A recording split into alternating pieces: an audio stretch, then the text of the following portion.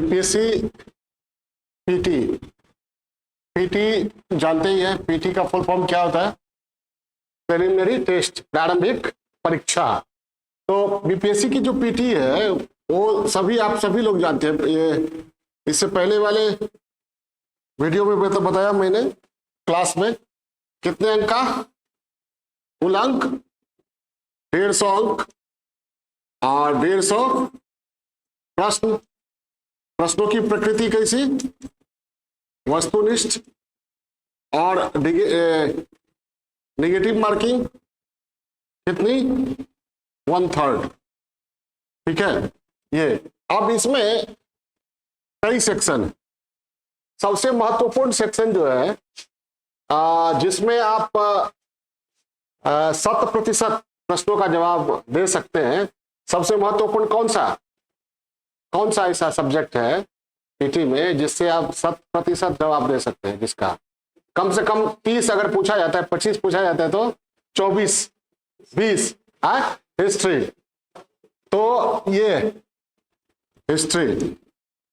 अब हिस्ट्री में Indian history है और वर्ल्ड हिस्ट्री। अब इसमें पहले तो क्या क्या दायरा है पूछने का और बुक कौन सा रखना चाहिए, ठीक है, और तरीका क्या होना चाहिए वो बताते जाते। इंडियन हिस्ट्री में प्राचीन भारत, एंशिएंट इंडिया, प्राचीन भारत और मेडिवल इंडिया और modern India. Ancient, medieval, modern पूछा जाता है तीनों से, लेकिन ज्यादा जोर किस पर रहता है? Modern India. इसलिए मॉडर्न इंडिया पर फोकस कीजिए, ठीक है। एंशिएंट इंडिया में सिंधु घाटी सभ्यता है, वैदिक सभ्यता है, मौर्य सभ्यता, मौर्य काल है और गुप्त काल है। मेडिवल इंडिया में सल्तनत काल, दिल्ली सल्तनत और मुगल, और उसके बाद राजपूत युग, और दक्षिण भारत चोल, चेर, पांड्य, पल्लव वगैरह। ठीक है, ये दिमाग में रखिए, मोटा मोटी चैप्टर। ये मॉडर्न इंडिया में गांधी जी जब तक नहीं आए तब तक, और गांधी जी के बाद, गांधी जी जब तक नहीं आए उससे पहले क्या?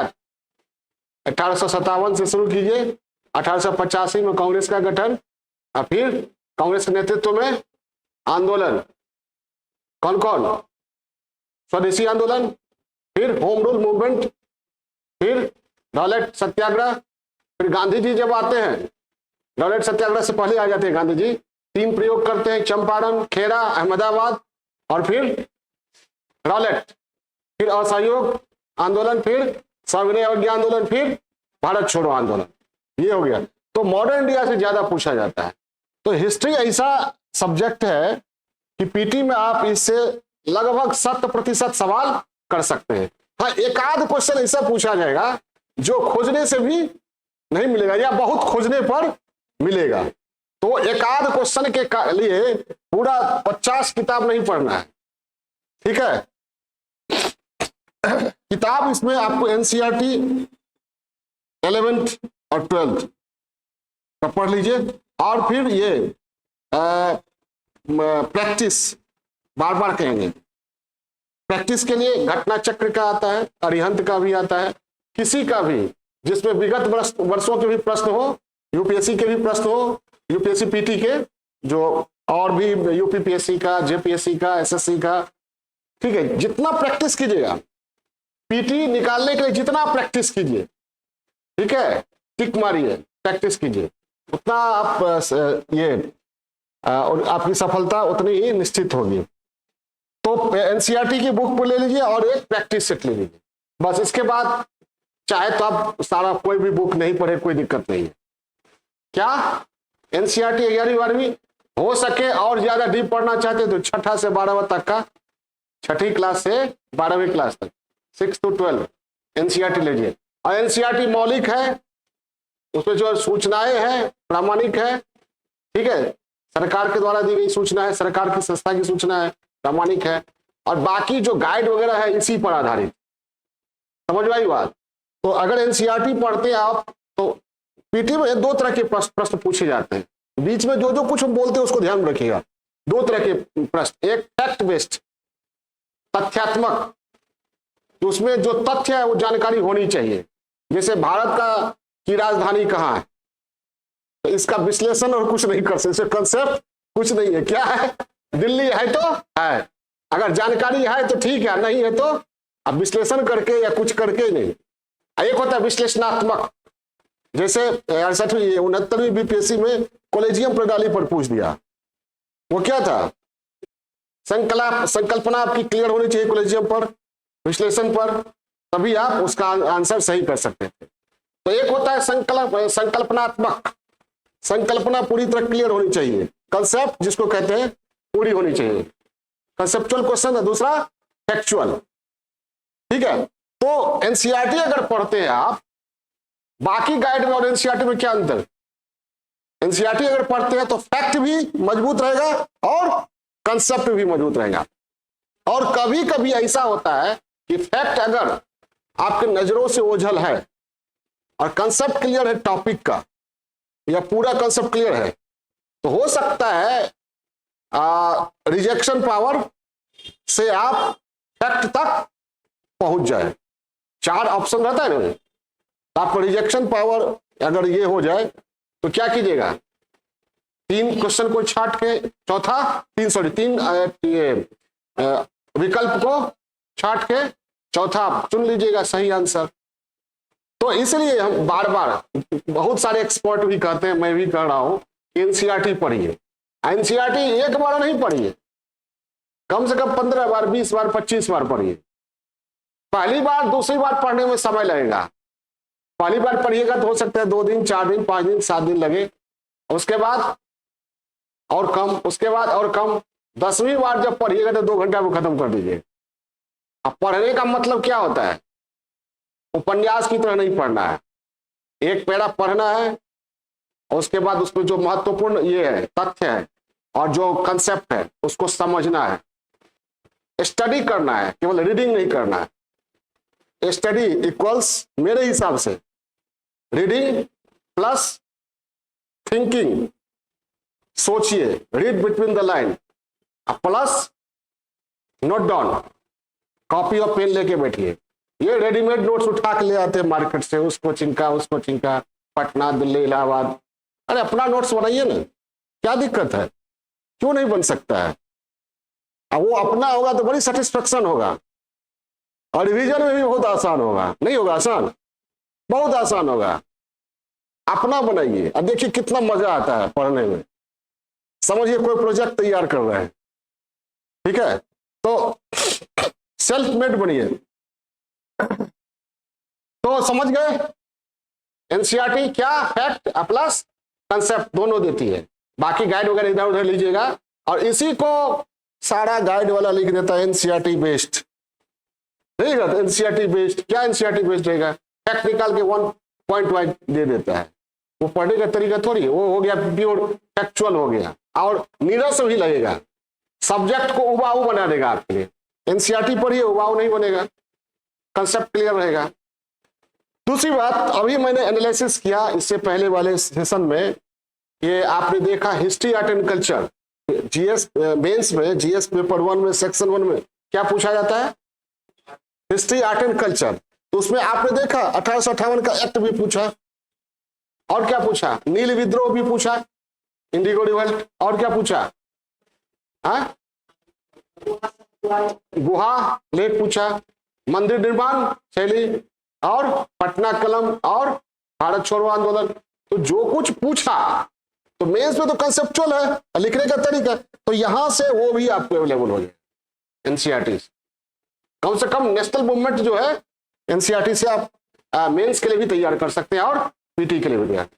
समझ में आई बात। इस तरह पढ़िए कि यहां भी काम आ जाए और वहां भी काम आ जाए। कहा, हाँ समझ गए। एनसीईआरटी प्लस, एनसीईआरटी प्लस कोई भी ऐसा सेट जो बढ़िया सेट हो प्रकाशन का, जैसे घटना चक्र है, अरिहंत है, और भी है होंगे। अब जो सो नहीं उठा लीजिए, बहुत सारे ऐसे सेट होते हैं, बुक होते हैं जिसमें गलतियां बहुत होती है, ठीक है। तो वो आप समझते होंगे बेटर, क्योंकि अमूमन लड़के पढ़ाई में, बहुत लड़के रुचि कम लेते, कलेक्शन में बहुत रुचि रहती। कोई ऐसा कोचिंग नहीं है, कहीं का नोट्स नहीं है जो उसके अमूमन रहता नहीं। अब तो इजीली अवेलेबल हो गया है, खट से सेलेक्ट किया, जाके प्रिंट निकाल लिए। पहले प्रिंट महंगा भी था, अब तो बहुत सस्ता भी हो गया। ठीक, तो वो नहीं, काम नहीं कीजिए। हम बार बार कहते हैं कि अपना नोट्स बनाइए, देखिए कितना मजा आता है। सिलेक्शन नहीं होगा, सवाल ही नहीं है। और एक काम हम बराबर कहते हैं, हर बार कहते हैं, to read 1 book 10 times is better than to read 10 book 10 times। वही भगवान बुद्ध और कुआं की कहानी याद है? आनंद जा रहे थे, भगवान बुद्ध जा रहे थे आनंद के साथ, सड़क के बगल में बहुत गड्ढा खोदा था। आनंद ने पूछा बुद्ध से क्या राज है, तो क्या कहा बुद्ध ने? गड्ढा खोदने वाले को पेशेंस नहीं था, भटकाव बहुत था। एक जगह थोड़ा सा खोदा, पानी नहीं मिला, दूसरा तीसरा चौथा बहुत सारा गड्ढा खोद दिया, उसका समय भी बर्बाद हुआ, ऊर्जा भी चूक गई, पानी निकाल नहीं पाया। क्या इलाज था? एक ही जगह गड्ढा खोदता रहता, पानी मिल जाता। तो वही एनसीईआरटी जगह, एक ही जगह पढ़िए, और एग्जाम का समय जब आता है, आप लोगों के मनोविज्ञान, आप लोगों का मनोविज्ञान जो सेलर होता है अच्छी तरह समझता है, उसमें बहुत कुछ एटम बम और क्या क्या क्या क्या निकलता है, एकदम पक्का इससे टकराएगा। यूट्यूब पर भी और बाजारों में भी खूब एकदम पक्का टकराएगा। अरे जो पहले से तैयार किए हुए हैं उसी को रटिए, उसी को ये कीजिए। अब गए मार्केट में 10 लड़का कह दिया, अरे वो जो आया है ना जबरदस्त है, कोई सानी ही नहीं है, बस चलो ये वो। आपके खजाने में क्या हुआ? एक और अंक, एक और किताब की वृद्धि हो गई। ठीक है, तो ये है, समझ गए? इस जो बाद में बोला है मैंने, उस पर जरूर ध्यान दीजिएगा। एक बुक को ही 10 बार पढ़ना है, एनसीईआरटी पढ़ना है। एनसीईआरटी क्यों? एनसीईआर्टी ही क्यों? क्योंकि इसमें फैक्ट भी है और कंसेप्ट भी है। ये पीटी में भी काम देगा और मेंस में भी काम देगा। वर्ल्ड हिस्ट्री पर भी एनसीईआरटी की बुक आती है ना? 11वीं 12वीं की देखिएगा, वर्ल्ड हिस्ट्री पर भी आती है, उसमें भी वही पढ़ना है, कोई गाइड फाइड कुछ नहीं पढ़ना। हाँ, एनसीईआरटी की बुक आती है, क्वेश्चन नहीं रहता है तो नहीं रहता है, कभी कभी क्वेश्चन रहता है अगर पूछ दिया तो। जैसे सुनिए, फ्रांसीसी क्रांति, औद्योगिक क्रांति, रशियन रिवॉल्यूशन और चाइनीज क्रांति, अमेरिकी क्रांति, 4-5 क्रांति है, पढ़ लीजिए। थोड़ा दोनों विश्व युद्ध कब हुआ, क्यों हुआ, ये देख लीजिए। नाजीवाद, फांसीवाद, ठीक है, नाजीवाद का ये नायक कौन था? हिटलर। फांसीवाद मुसोलिनी। ये मोटा मोटी नॉलेज होना चाहिए। यूरोप में पुनर्जागरण कब शुरू हुआ, प्रबोधन का युग कब शुरू हुआ, औद्योगिक क्रांति, ठीक है, थोड़ा बहुत पढ़ लीजिए, नॉलेज होना चाहिए आपको। तो हिस्ट्री समझ गए? अब हिस्ट्री को नजरअंदाज नहीं करना है, क्योंकि इसमें आप 100% प्रश्नों का उत्तर दे सकते हैं, समझ में आई बात? लेकिन अमूमन स्ट्रेटजी क्या होता है? इसको कम समय देते हैं, अमूमन कम समय देते हैं। और कुछ सेक्शन ऐसा होता है, हर एक विद्यार्थी की कुछ कमजोरी होती है, अब उसी को दूर करने में वो 80% टाइम दे देता है, अब वो 20% होता है। अब 20% जो कमजोरी है उसको दूर करने के लिए 80% दे रहे हैं आप, तो 80% जो आपका स्ट्रेंथ है वो क्या हो रहा है? छूट रहा है। तो तैयारी की रणनीति क्या होनी चाहिए वो बताते हैं आपको। ये 100 व्यक्ति को लेकर आपको दिल्ली जाना है, जिसमें 20 ने कसम खा लिया है कि नहीं जाएंगे आपके साथ, कुछ भी किए आपके साथ नहीं जाना है दिल्ली, तो आप 20 को मनाने में लगिएगा, तो 20 को मनाइए, आखिर वो नहीं ही जाएगा। आप 2-3 ठो उसे निकाल भी लिए, इधर 80 ठो क्या है, छिटक गया, तो 20 के चक्कर में 80 भी पार हो गया। इसलिए जो आपका मजबूत पोर्शन है, हिस्ट्री लगभग सबका मजबूत पोर्शन है। और हिस्ट्री, ज्योग्राफी बड़ी बेवफा, रात को पढ़ो दिन को सफा, एक उक्ति है, हम लोग अपने सुनते थे, आप लोग भी सुनते होंगे। ये ऐसा इसलिए होता है, रात को पढ़ो दिन को सफा, क्योंकि आप पढ़ते नहीं एनसीईआरटी से। एनसीईआरटी में सरस तरीके से दिया हुआ है ना। एनसीईआरटी में राइटर का टीम देखे, लिखा हुआ रहता है शुरू में, बहुत सारे राइटर्स रहते हैं, बहुत रिनाउंड स्कॉलर्स, उनका बोर्ड होता है, वो तैयार करता है, कई प्रक्रिया से गुजरती है, तब एनसीईआरटी बुक आता है। तो इसलिए एनसीईआरटी पढ़िए। तो हिस्ट्री हो गया। ज्योग्राफी में भी हम वही कहेंगे, एनसीईआरटी, इंडियन ज्योग्राफी और वर्ल्ड ज्योग्राफी। इसमें भी फिर वही बात दोहराएंगे, क्या एक ही बुक को बार बार पढ़ना है। एनसीईआरटी यहां भी फैक्ट देगा आपको। और मेंस के लिए GS mains second paper second section क्या है, अर्थव्यवस्था और भूगोल।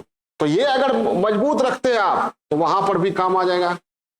कहा, मेंस में। तो क्या होगा, फैक्चुअल क्वेश्चन पूछा जाएगा तो भी नहीं छूटेगा, और कंसेप्चुअल पूछा जाएगा तो भी नहीं छूटेगा।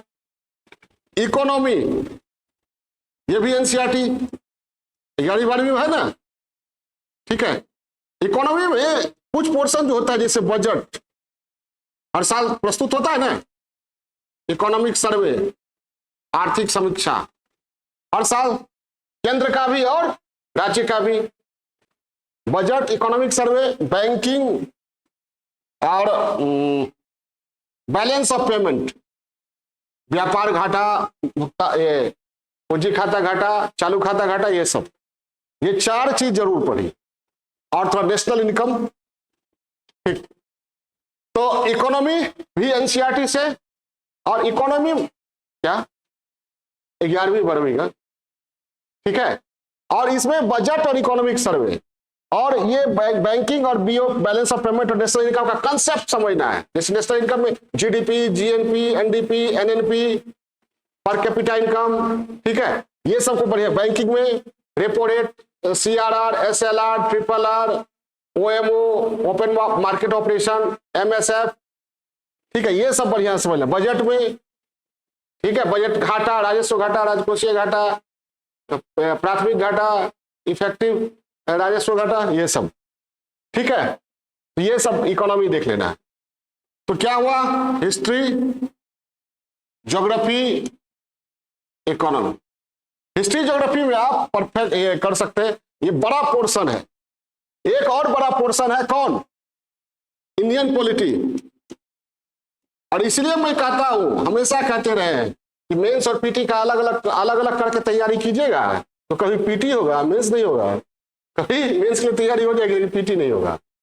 जबकि देख रहे हैं ना, दोनों एक साथ पढ़ना पड़ेगा, तभी आपका कंसेप्ट भी क्लियर होगा और फैक्ट भी मजबूत होगा। लेकिन लोग क्या करते हैं, बोले पीटी तो निकल जाए। तो पीटी कैसे निकलेगा, कंसेप्ट तुम्हारा क्लियर रहेगा तब ना। जबकि देख रहे हिस्ट्री कहाँ, यहां भी काम आ रहा है, और वहां उसी तरह इंडियन पॉलिटी यहां भी आपके काम आ रहा है। और जीएस पेपर सेकंड सेक्शन 1 क्या इंडियन पॉलिटी है। तो क्यों नहीं दोनों को एक साथ करके पढ़े। इस बार 69वीं में जो कॉलेजियम का सवाल था वो क्या था, फैक्चुअल था, कंसेप्ट जिससे क्लियर है वही कर सकता है। और क्या था, एक और आपातकाल से संबंधित था ना, वो भी कंसेप्चुअल था, ठीक है। तो इंडियन पॉलिटी में भी आप पीटी में दोनों को एक साथ करके पढ़िए। हम तो कहेंगे हर एक में, हिस्ट्री में भी और ज्योग्राफी में भी, इको में भी। ज्योग्राफी में क्या, जैसे ज्योग्राफी में जब पढ़िएगा तो बिहार का भूगोल पढ़िएगा ना, इंडिया, वर्ल्ड और बिहार तीनों का भूगोल पढ़िएगा। हिस्ट्री में भी ये इंडिया और वर्ल्ड और बिहार, वो बिहार अलग से सेक्शन ही हम बताएंगे, इसलिए उसमें ऐड नहीं किए। अब इस तरह पढ़िएगा तो पीटी में दोनों तैयार हो जाएगा। और जब इस तरह पढ़िएगा तो पढ़ाई के अंत में देखिएगा आप कितना कॉन्फिडेंस है पीटी के लिए, मेरे के लिए, और एक समग्र दृष्टिकोण तब बन जाएगा आपका। टोटल अप्रोच जिसको कहते हैं ना, वो दिमाग में आ जाएगा। तो पीटी निकल गया, चलो 2-3 महीना तो बचा ही है मेंस के लिए, कभी कभी 2-3 महीना भी नहीं देती है बीपीएससी। तो समग्र तैयारी करनी चाहिए, टुकड़ों में बांट के मत तैयारी की। इंडियन पॉलिटी कहां यहां भी काम देगा जो पढ़िएगा। और पेपर 2 मेन में GS paper 2 section 1 Indian polity के लिए क्या पढ़िएगा, आंख मूंद के एनसीईआरटी दीजिए। फिर हम कह रहे हैं एनसीईआरटी ही क्यों, कि पीटी में फैक्ट भी और कंसेप्ट भी दोनों बैलेंस करेगा। और वहां पेपर 2 में सेक्शन 1 में वहां के लिए भी तैयार हो जाएगा फैक्ट। एनसीईआरटी के साथ साथ एक यहां पर हम जरूर कहेंगे, सुभाष कश्यप की बुक आती है, भारत का संविधान, हमारे देश का संविधान, शायद यही नाम है। और एक आती है संसद पर एक बुक है, ठीक है। तो ये सुभाष कश्यप का। अब यहाँ पर लक्ष्मीकांत बहुत लोग देते हैं, लक्ष्मीकांत का जो बुक है अच्छी बुक है नो डाउट, लेकिन वो ट्रांसलेटेड है, हिंदी बड़ी क्लिष्ट है। इस सुभाष कश्यप का जो पढ़िएगा हिंदी बहुत आसान है, आसानी से समझ जाइएगा, और बहुत सारी बातें बहुत सरल तरीके से, बहुत गुड बातें, बहुत जो समकालीन बातें सुभाष कश्यप के बुक में मिल जाएगा आपको। सुभाष कश्यप अभी भी हैं जीवित, लोकसभा के महासचिव भी रहे हैं, ठीक है। तो ये आपको काम बहुत देगा, एनसीईआरटी प्लस ये, क्लियर है। फिर हम कहेंगे क्या, एक ही को बार बार पढ़ना है। अब इतना पढ़ने के बाद कोई गाइड उठा के नहीं ले आना है कहीं से, किसी का वो प्रिंटेड मटेरियल 10 ठो वो नहीं लाना है। इंडियन पॉलिटी हो गया। इसके बाद आइए जनरल साइंस, इसमें फिजिक्स, केमिस्ट्री, कौन सी बात याद है, बायोलॉजी है। इसमें भी आप एनसीईआरटी आंख मूंद के पढ़िए, इसमें भी एनसीईआरटी पढ़िए आंख मूंद के। अब फिजिक्स, केमिस्ट्री, बायो में किसमें पूछता है ज्यादा, किससे, बायो से ज्यादा पूछता है। अब बायो से पूछता है ऐसा जो प्रैक्टिकल लाइफ से जुड़ा हुआ हो, जैसे खून का थक्का जमने में कौन सा विटामिन सपोर्ट करता है, कि रतौंधी किससे होती है, किसकी कमी से, तो ये प्रैक्टिकल ये पूछता है। तो बहुत सारा बुक में ढेर सारा दिया रहता है और ये उबाऊ रहता है। तो जनरल साइंस पढ़िए, फिजिक्स, केमिस्ट्री, बायो, बायो पर ज्यादा जोर देना है, एनसीईआरटी पढ़ना है। और अब यहां भी साइंस टेक से भी सवाल पूछा जाता है, साइंस एंड टेक। साइंस में और टेक में क्या अंतर है? टेक्नोलॉजी, विज्ञान, विज्ञान सिद्धांत देता है, और जब उसका व्यावहारिक रूप, जब उस सिद्धांत का उपयोग करके हम कोई उपकरण बनाते हैं तो वो क्या कहलाता है, तकनीक, टेक्नोलॉजी, ठीक है। तो जैसे स्पेस टेक्नोलॉजी है, इंफॉर्मेशन टेक्नोलॉजी है, ठीक है, जैसे कृषि क्षेत्र में विज्ञान प्रौद्योगिकी का यूज होता है, जैसे नैनो टेक्नोलॉजी है, बायोटेक्नोलॉजी है, ठीक है। तो उससे भी सवाल पूछा जाता है। अब ये आपको GS paper second, third section, तो पीटी से अलग है मेंस, बताइए। पीटी मेंस की अगर तैयारी करते हैं तो लगभग 60-70% केवल फैक्ट बच जाता है ना। तो फिजिक्स, जैसे साइंस टेक, नैनो टेक्नोलॉजी है, नैनो टेक्नोलॉजी से सवाल पूछा जाता है ना। ऊर्जा प्रौद्योगिकी है, परमाणु ऊर्जा पूछा जाता है ना। आप परमाणु ऊर्जा के बारे में पढ़ते हैं केमिस्ट्री में। बायोटेक्नोलॉजी मेंस में पूछा जाता है, और बायोलॉजी में पढ़ते हैं। बायोलॉजी को अगर बढ़िया समझते हैं तो बायोटेक्नोलॉजी समझने बहुत आसान है, समझ में आ रही बात। तो इसमें भी एनसीईआरटी पढ़िए, और साइंस एंड टेक्नोलॉजी के लिए, ठीक है, बुक तो बहुत सारा है, लेकिन बुक ऐसा है जो उलझाऊ है, बहुत उलझा देगा। इसके लिए जो मेरा क्लास नोट से एनफ है यूपीएससी मेंस के लिए भी, पीटी के लिए भी, बीपीएससी मेंस पीटी दोनों के लिए मेरा क्लास नोट साइंस टेक का, ओके। इसके बाद हम लोग चलते हैं, जनरल साइंस हो गया, और इसके बाद कौन बचा, देखिए जब भोजन बनाने की बात हो तो सबसे पहले आपको पता होना चाहिए कि कौन कौन चीज चाहिए और किस मात्रा में चाहिए। अब वो पता नहीं हो, एक शुरू कर दिए तो बनेगा भोजन ठीक से नहीं। अमूमन लोग यही नहीं समझते हैं कि तैयारी कैसे करें। एगो सीनियर से पूछ लिए, 2-4 ठो यूट्यूब पर सुन लिए, 2-4 ठो कोचिंग का देख लिए क्या सुझाव दे रहा है, ठीक है। और आजकल तो लोग इतना पक्का जोर देकर कहते हैं लड़का प्रभावित हुए बगैर नहीं रह पाता, तो भटकाव रहता है उसी में। तो शुरुआती दौर में ही भटकाव शुरू हो जाता है, तो तैयारी ठीक से नहीं हो पाती है। इसलिए अभी जो हम लेक्चर दे रहे हैं, इससे पहले भी लेक्चर दिए, बहुत ही इंपॉर्टेंट है। वो आपको बताएगा कि क्या पढ़ना है, क्या छोड़ना है। हम बराबर बात करते हैं मेंटल डायरिया की, मेंटल डायरिया की। आज मेंटल डायरिया की स्थिति है ना।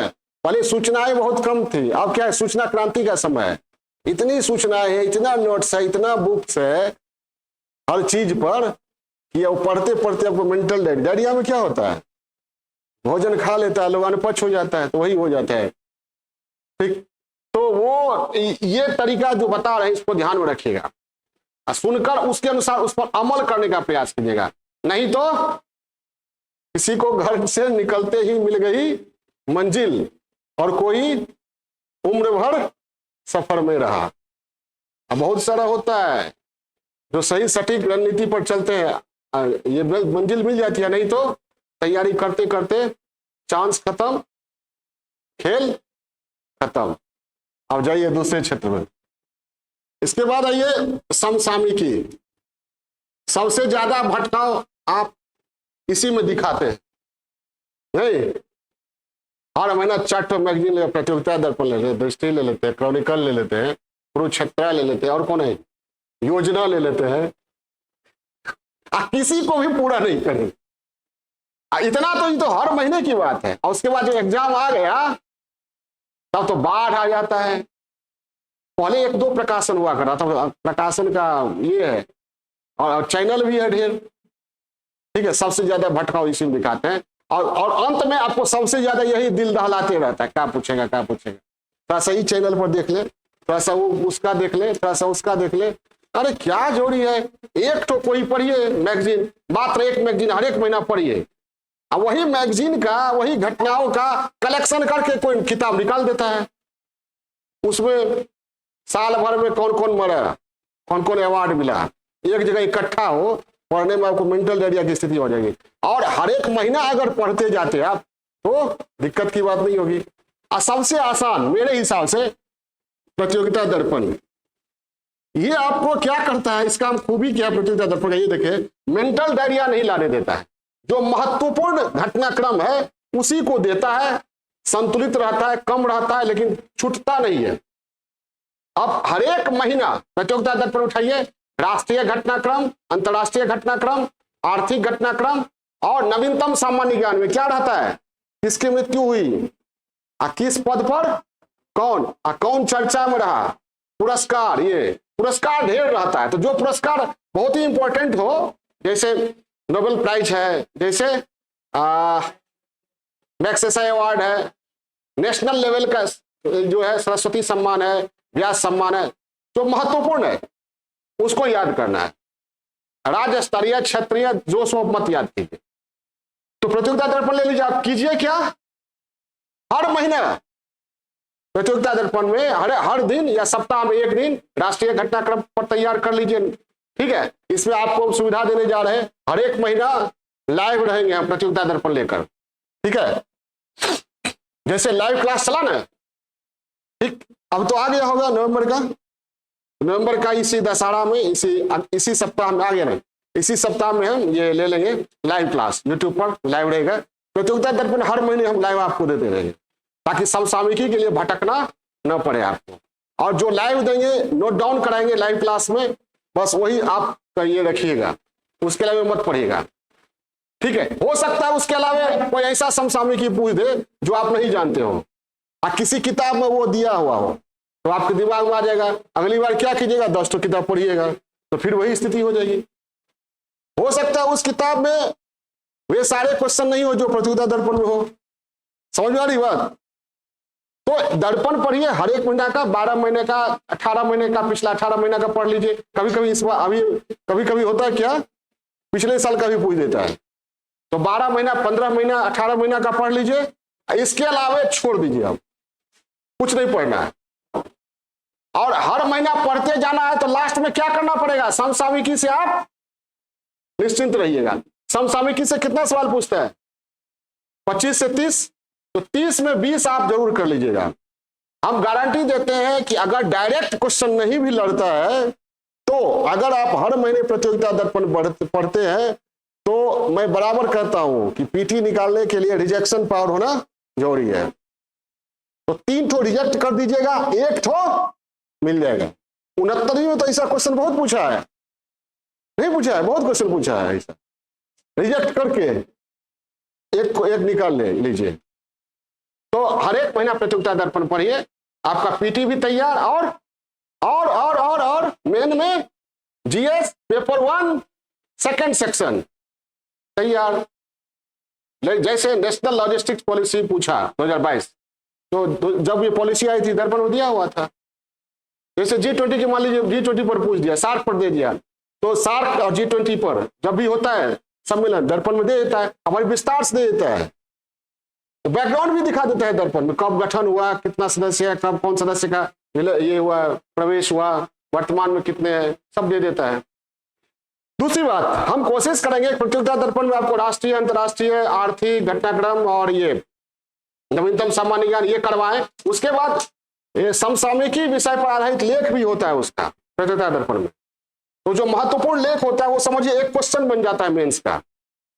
जैसे सार्क पर हो गया, G20 पर हो गया, या आरक्षण पर हो गया, महिला आरक्षण पर हो गया, लेख उसका रहता है। हम कोशिश करेंगे कि 4-5 लेख भी हर एक बार उठा के क्लास ले लें, उसका कंसेप्ट समझा दें।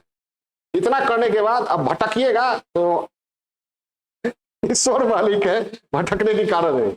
मेरा लाइव क्लास समसामयिकी के लिए PT प्लस मेंस दोनों के लिए सफिशिएंट रहेगा। इस बार 69वीं वही देखे होंगे। चलिए, तो प्रतियोगिता दर्पण पढ़ना है और कुछ नहीं करना है। इसमें क्या क्या पढ़ना है? राष्ट्रीय घटनाक्रम और अंतरराष्ट्रीय और आर्थिक और नवीनतम सामान्य ज्ञान, इसके अतिरिक्त स्मरणीय तथ्य और सार संग्रह।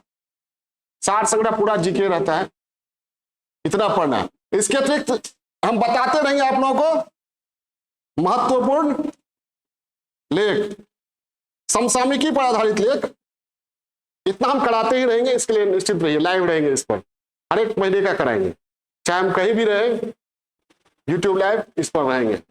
लेकिन ये जो महत्वपूर्ण लेख वाला जो करवाएंगे इसको मत छोड़िएगा, तो इसमें फैक्ट भी क्लियर होगा और कंसेप्ट भी क्लियर होगा, इसको मत छोड़िएगा। क्लियर है? और 69वीं PT होने से पहले तो बड़ी हड़बड़ी में हम करवाए, अब क्या है हर एक महीने करवाएंगे तो बेटर वे में करवाएंगे। और हम कोशिश करेंगे नोट डाउन करवाते चले। जैसे कोई तो ये घटना पर है तो घटना में जो जो इंपॉर्टेंट है अंडरलाइन करके करवा देंगे और इसको लिखवा भी देंगे, या खुद भी लिख सकते हैं आप, बोलते रहेंगे आप लिखते जाइएगा। तो समसामयिकी समझ गए क्या करना है? शुरू से अभी जितना समझा रहे हैं आप लोगों को सेल्फ मेड, खुद तैयार करने के लिए, ताकि आप केवल आपके पास क्या होना चाहिए NCERT, बाकी एक तो प्रतियोगिता दर्पण और ये सुभाष कश्यप का संसद और संविधान। फिजिक्स केमिस्ट्री बायो के लिए NCERT काफी है, कभी कभी डायरेक्ट पूछ देता है। क्लियर है? और ये भी याद रखिए कि 150 अंक है, 150 क्वेश्चन पूछा जाता है। सिलेक्शन कितना पर होता है? 90, 95, 100, 105, 110, शेष बच गया कितना? 40। तो अब 150 के चक्कर में 150 बुक नहीं पढ़ना है, समझ आई बात? UPSC मेंस देखिएगा, UPSC मेंस अगर 50% ले आए तो टॉप 10 में आ जाता है। तो बहुत टफ नहीं है, टफ इसलिए हो जाता है कि जो सो पढ़ रहे हैं, जो सो पढ़ रहे हैं, और जो तरीका जो टॉपर होता है या जो सफल होता है उसका, उसके पढ़ने का तरीका अलग होता है, वो फोकस हो जाता है। ठीक है, द्रोणाचार्य ने अर्जुन से पूछा और बाकी से पूछा, बाकी को चिड़िया का सारा कुछ नजर आ रहा था, अर्जुन को केवल नजर आ रहा था क्या? हाँ, हिट कर दिया टारगेट को अर्जुन ने। ठीक है, तो एक प्रसिद्ध उक्ति है कि सफल व्यक्ति भी वही पढ़ते हैं जो सामान्य व्यक्ति पढ़ते हैं, और ये साधारण छात्र पढ़ते हैं, और सफल छात्र जो कुछ पढ़ते हैं वही सफल छात्र भी पढ़ते हैं। लेकिन सफल छात्र के पढ़ने का तरीका अलग होता है, समझ आई बात? तो तरीका अगर बढ़िया जानते हैं तो कम समय में पढ़ के अच्छी तरह सफलता हासिल कर सकते हैं। नहीं तो घर से निकलते ही मिल गई मंजिल और कोई उम्र भर सफर में रहा, ये याद रखिएगा। तो उम्र भर सफर में रहना है तो करना है क्या? समसामयिकी हो गया। इसके बाद आते हैं अपना बिहार। बिहार में क्या? भूगोल, इतिहास, संस्कृति, कला एवं संस्कृति, राज्य व्यवस्था, और बिहार का बजट वगैरह तो पढ़िए, बजट आर्थिक समीक्षा ये तो इसमें इकोनॉमी में ही बता दिए। यहाँ पर योजनाएं है, जैसे 7 निश्चय हो गया, योजनाएं, कार्यक्रम वगैरह, जैसे जाति आधारित जनगणना हो गया, और महत्वपूर्ण मुद्दा जैसे जाति आधारित जनगणना हो गई, बिहार हो गया। अब विपिन यहां तक आ रहा है। इसके बाद मैथ प्लस डेटा इंटरप्रिटेशन, इससे भी सवाल आता है, 10-15 आता है ना। तो मैथ, अगर मैथमेटिक्स बैकग्राउंड है तो बहुत अच्छा है, अगर नहीं है और चाहते हैं ये बनाना तो प्रैक्टिस कर लीजिए। लेकिन अगर ठीक है, मेरा एक दोस्त था, शिक्षा पदाधिकारी है, वो कभी मैथ समझता ही नहीं थी, तो स्टैटिस्टिक्स भी वो रट के आता था, स्टेप वाइज रटता था।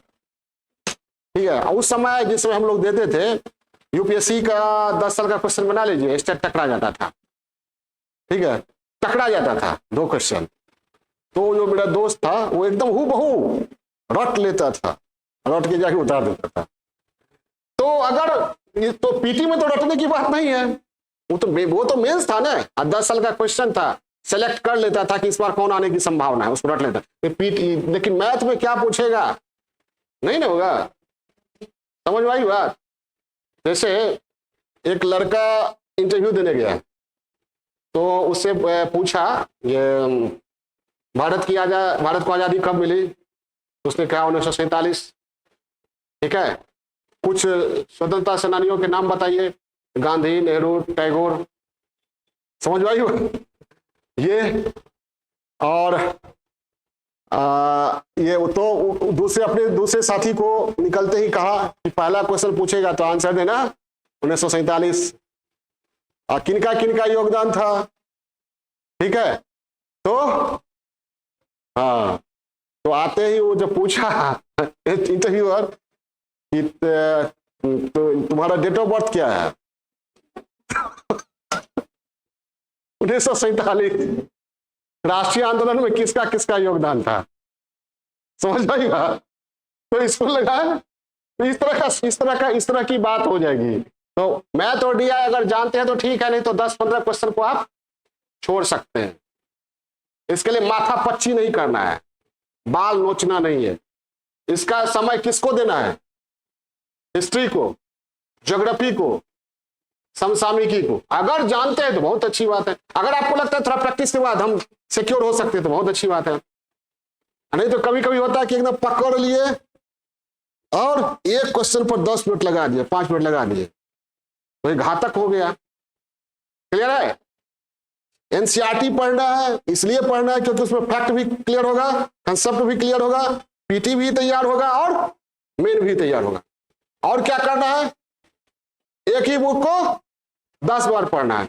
और क्या करना है, जिस पर हमको महारत हासिल नहीं हो सकता है उस पर ज्यादा प्रयास नहीं करना है। ठीक है, हर एक लड़के का एक कमजोरी होता है, हर एक लड़के का, हर एक छात्र का एक कमजोरी जरूर होता है, कोई ना कोई सब्जेक्ट जो जिसमें उसकी रुचि नहीं होती है या फिर उसका बैकग्राउंड नहीं होता है, पढ़ना नहीं चाहता है। ठीक है, तो थोड़ा बहुत पढ़िए, बाकी पर ज्यादा जोर दीजिए। ये था क्या, पीटी। समझ गए।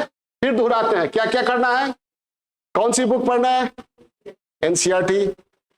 और क्या करना है, उसको 20-25 बार पढ़ना है। पेन कॉपी रखना है पास में। एक ही एनसीईआरटी को 10 बार पढ़ना है, 15 बार, 20 बार पढ़ना है। और ये नहीं होना है, मतलब ये नहीं लगे कि बाप इतना 15 बार 20 बार कैसे पढ़ेंगे। अरे पहली बार पढ़ने में समय लगता है, दूसरी, तीसरी, चौथी, पांचवी बार तो ऐसे ही आर पार कर लीजिएगा आप। लोग पढ़े थे एनसीईआरटी को कम से कम 25-30 बार पढ़ते थे। तो ये समझ गए। हाँ, ये मैंने बताया 150 अंक, 150 प्रश्न, वस्तुनिष्ठ, नेगेटिव मार्किंग 1/3, हिस्ट्री बता दिया मैंने, geography, economy, polity, general science, समसामयिकी, बिहार। आपको खरीदना क्या पड़ा इसमें, एनसीईआरटी 11वीं 12वीं कम से कम, नहीं तो 6ठी से 12वीं तक हो तो अति उत्तम, नहीं तो ज्यादा 6ठी से 12वीं उबाऊ हो जाएगा तो 11वीं 12वीं। ठीक है।